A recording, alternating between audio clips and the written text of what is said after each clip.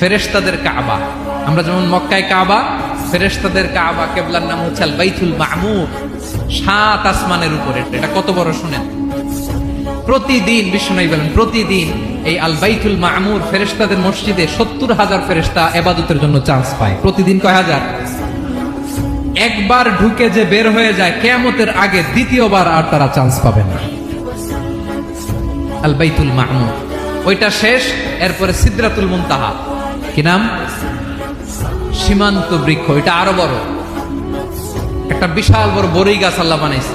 ওয়া ইলাইহি ইয়ানতাহি ইলমুল মালাইকা, ফেরেশতাদের জ্ঞান সীমানা ওইখানেই শেষ। এর উপরে কি হয় ফেরেশতারা আর জানে না। ফেরেশতাদের ক্ষমতা এখানে শেষ, সিদরাতুল মুনতাহা। আসসালামু আলাইকুম ওয়া রাহমাতুল্লাহি ওয়া বারাকাতুহু। ভাই, আমার ভিডিওটা যারা দেখবেন তাদের উদ্দেশ্যে বলছি, ভাই নামাজ ছাড়া কোনো উপায় নেই। ভাই সবাইকে 5 ওয়াক্ত নামাজের দাওয়াত দিলাম। ভাই